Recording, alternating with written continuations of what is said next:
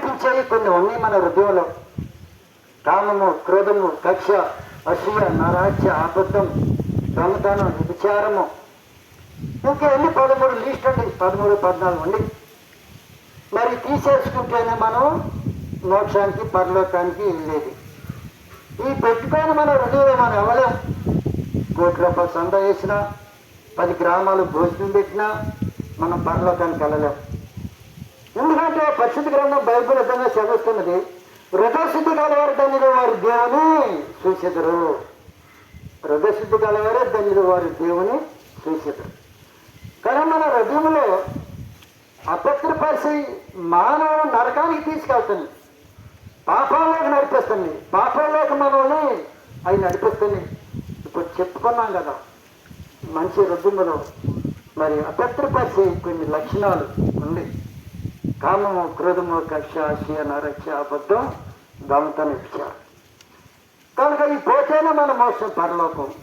అయితే నీ నోటితో 2 మాటలు ఒప్పుకుంటే, యేసు ప్రభా అలా నీ పాపం నన్ను క్షమించి నీ రక్తంలో కలిగి నన్ను పవిత్రపరిచి నీ కుమారుడుగా చేర్చుకో అని 2 మాటలు మనం నోటితో ఒప్పుకుంటే ఆయన క్షమిస్తాడు.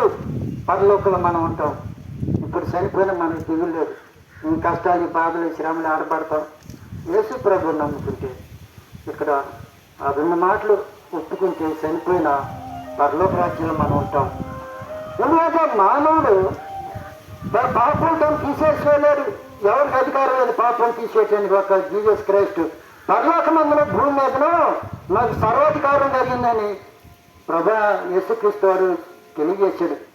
నాకు సర్వాధికారం కలిగి ఉన్నది పరలోకమందున భూమి మీదను.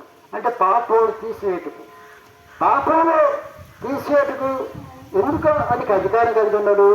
ఆ శిలువులో 3 మేకల మధ్య అలాంటి శిలువు పైన రక్తం కాచి, రక్తం మరి ప్రాణం పోయినట్టు రక్తం దారిగార్చాడు. ప్రపంచంలో 800 కోట్ల జనాభా అందరి కొరకు రక్తం కాచాడు. ప్రేమైన వాళ్ళ కొన్ని గ్రంథాలు అన్నింటిలో ఉంటాయి, రక్తం కాస్తుంది మరి పాప క్షమాపణ లేదని. ఆ వివరణ చాలా ఉండిద్ది. రక్తం కార్చందే పాప క్షమాపణ లేదు మానవుడికి, అన్ని గ్రంథాలు ఉంటుంది కాబట్టి. అయితే ఆ రక్తం కార్చిన దేవుడు సృష్టికర్త, భూమి ఆకాశం సృష్టించిన వాడు ఆయనే జీసస్ క్రైస్ట్. రక్తం కార్చిన దేవుడికే అధికారం ఉంటుంది కానీ, ప్రాణం పెట్టిన దేవునికి అధికారం ఉంటుంది కానీ, మన పాపలను తీసివేయడానికి ఎవరికి అధికారం లేదండి. చనిపోతే మనం ఆ నిత్య జీవం, మోక్షం, పరలోకంలో దేవునితో ఉంటాం. నమ్మకపోతే నరకలో ఉంటాం. మనిషి చనిపోడు, ఎప్పుడు బ్రతికే ఉంటాడు. నమ్మితే పరలోకంలో ఉంటాడు, కోట్ల సంవత్సరాలు బతుకుతాడు. నమ్మకపోతే నరకాగ్ని గుండెలు అక్కడ బ్రతుకుతాడు కానీ అగ్ని ఆరదు, పురుగు సావదు, కోట్ల సంవత్సరాలు కాలుతూ ఉంటాడు అమ్మ వాయు అని. కనుక ఈ 2 పర్ఫెక్ట్ అండి. మనం చూసిన ఎలా ఫెయిల్ అయిపోతాయి. సూర్యుడు, చంద్రుడు, నక్షత్రాలు, సముద్రము ఇవన్నీ ఉండవు.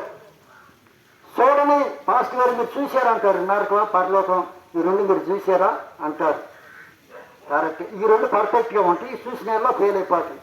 కానీ దేవుడు ఉండగానే ఇల్లు చక్క పెట్టుకోవాలి. మన ప్రాణం, ఓపిక, వయసు ఉన్నప్పుడే ప్రేమైన సహోదరి, సహోదరుడా చక్క పెట్టుకోవాలి. ఓపిక, వయసు, ప్రాణం ఉన్నప్పుడే. ముసలిలో అయినట్టు మనం చేయలేం. కనుక మా మాటలు మేము ముగిస్తున్నాం. ప్రేమైన వాళ్ళని గమనించండి. ప్రభువైన యేసుక్రీస్తు వారు ఆయన లోకరక్షకుడు. ఆయన పాపములను తీసివేయకు ఈ లోకానికి వచ్చిన్నాడు. మానవుడు పాపంలో జీవిస్తున్నాడు, పాపంలో చనిపోతున్నాడు కనుక నరకానికి వెళ్తున్నాడు కనుక ఇక అలాంటి మానవుని వ్యక్తిని రక్షించి పరలోకానికి తీసుకెళ్లాడనే ప్రభువారి పర్పస్ అని ఉద్దేశం. ఇంకేం లేదండి. కులం లేదు, మతం లేదు, మనం రకరకాలుగా ఆలోచిస్తా అదేం లేదు. మనిషి చనిపోయిన తర్వాత పరలోకానికి తీసుకెళ్ళాలని